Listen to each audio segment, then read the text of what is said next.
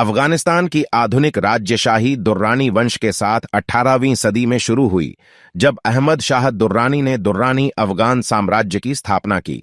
दुर्रानी साम्राज्य ने विजयों का नेट फैलाते हुए ईरान के पूर्व से भारत के उत्तरी हिस्से तक फैली जमीन को समेटा। हालांकि कभी कभी दोस्त मोहम्मद खान को पहले आधुनिक अफगान राज्य के संस्थापक माना जाता है।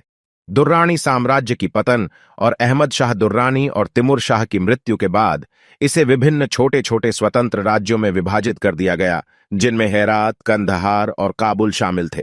अफगानिस्तान को 19वीं सदी में जोड़ने के लिए 7 दशकों तक के गृहयुद्ध के बाद यह 1823 से 1863 तक दोस्त मोहम्मद खान द्वारा एकीकरण की लड़ाइयों द्वारा प्रशासित एमिरात ए काबुल के तहत एकीकृत हो गया। दोस्त मोहम्मद 1863 में मर गए। अपने अंतिम अभियान के दिनों में और इसके पश्चात अफगानिस्तान में युद्धों के समय में उसके उत्तराधिकारियों के बीच लड़ाई के बाद अफगानिस्तान एक बफर राज्य बन गया, जिसमें ब्रिटिश साम्राज्य, ब्रिटिश शासित भारत में और रूसी साम्राज्य के बीच महान खेल का भूमिका थी। भारत से ब्रिटिश ने अफगानिस्तान को जीतने का प्रयास किया, लेकिन पहले अंग्रेज अफगान युद्ध में वे पराजित हुए। हालांकि दूसरे अंग्रेज अफगान युद्ध में ब्रिटिश विजय हुई और अफगानिस्तान पर ब्रिटिश राजनीतिक प्रभाव स्थापित हुआ।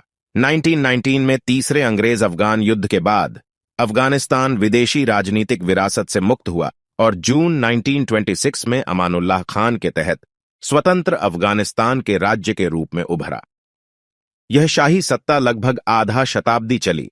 जब जहीर शाह को 1973 में हटाया गया, उसके बाद अफगानिस्तान गणराज्य की स्थापना हुई।